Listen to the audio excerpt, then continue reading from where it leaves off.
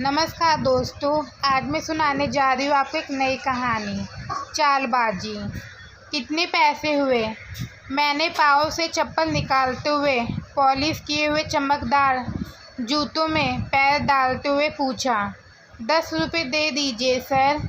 उसने दूसरे जूते पर फाइनली ब्रश मारकर जूता सामने रख दिया। 10 रुपये क्यों भाई? मैंने जूते पहन लिए, बाकी सब तो 5 रुपये ही लेते हैं। मैंने जूते पहन लिए। वह अपना दाहिना पाँव उसके सामने रखे हुए छोटे से फुट स्टैंड पर रख दिया। क्रीम पॉलिश की है सर। उसने जूते पर एक कपड़े से घिसकर चमकाया। मैंने दूसरा पाँव भी स्टैंड पर रख दिया। आप जो चाहे दे दीजिए। जो चाहे वो क्यों? मैंने कायदे से पाँव को जूते में सेट किया। तुम्हारा भी तो माल लगता है, मेहनत लगती है। माल की क्या कीमत है सर? अब उसने नज़र उठाकर मेरी तरफ देखा। मुश्किल से 2 रुपये की क्रीम व पॉलिश लगती है, और मेहनत का भी क्या है? कौन सी ग्राहकों की भीड़ लगी है। तुम कहाँ के हो? मैंने उसे 10 रुपये दिए। क्रीम पॉलिश का सभी जगह 10 रुपये ही लेते थे। क्या यहीं के हो?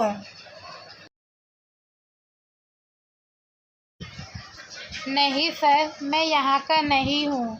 उसने जेब से पर्स निकाल 10 रुपये उसमें रख लिया। यह तो मैं काम करने आता हूँ। मैंने घड़ी पर निगाह डाली।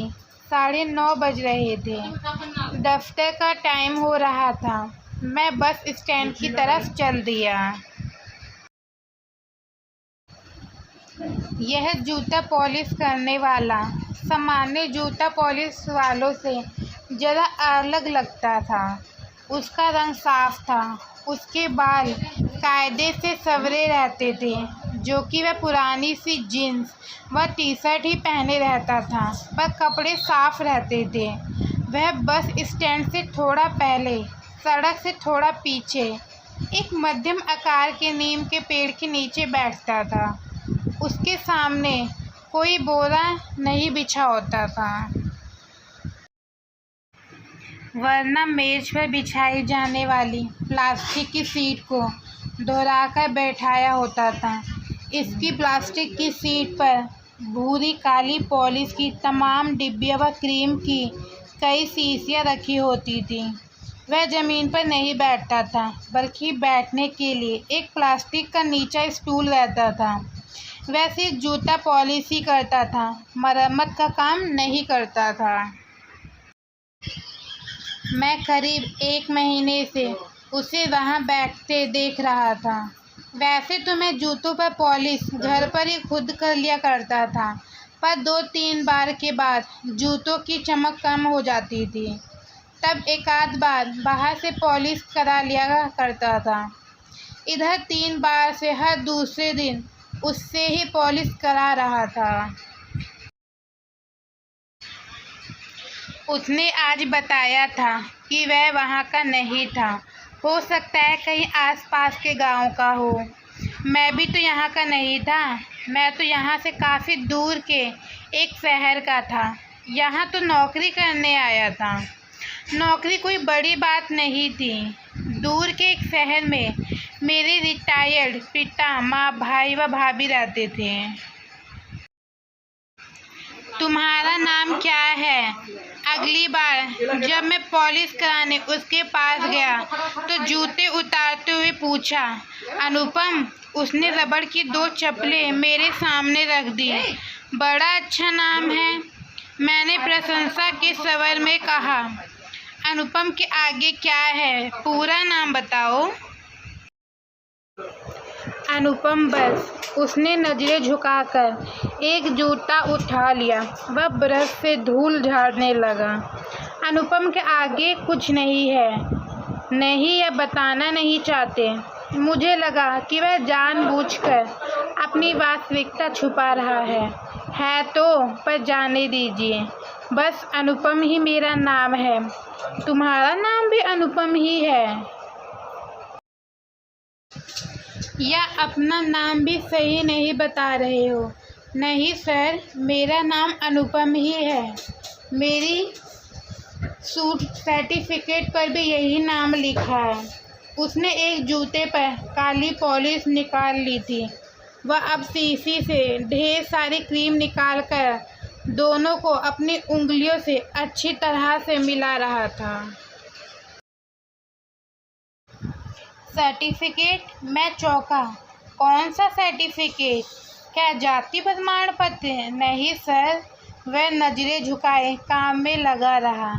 सभी सर्टिफिकेट पर, हाई स्कूल की सर्टिफिकेट पर। क्या? मैं फिर चौंका। क्या तुम हाई स्कूल पास हो? उसने जवाब नहीं दिया। वह ब्रश से पॉलिश क्रीम जूते पर फैलाता रहा। फिर दूसरा जूता उठाकर उस पर भी क्रीम पॉलिश लगाने लगा।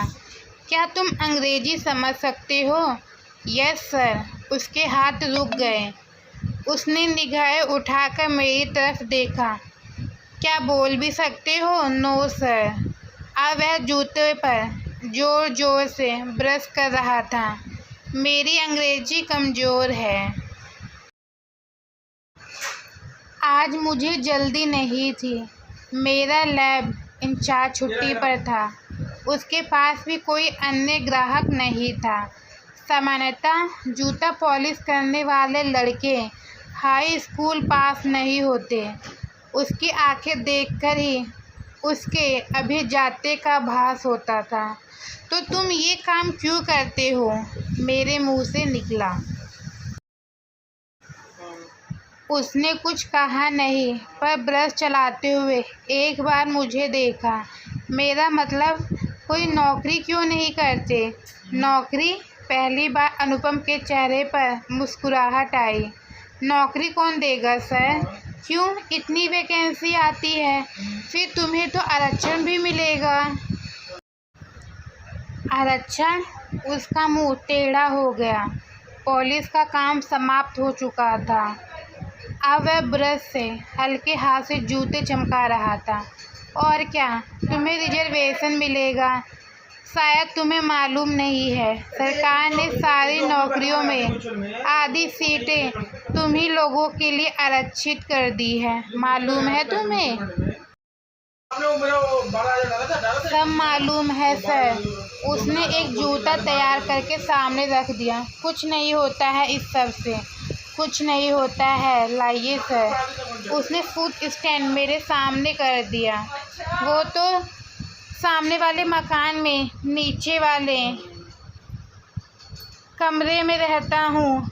मैंने जूता पहनकर दाया पाँव स्टैंड पर रख दिया। तो दोस्तों, ये चालबाजी का भाग 1 था। भाग 2 देखने के लिए आपको मेरे चैनल को लाइक कीजिए और सब्सक्राइब कीजिए।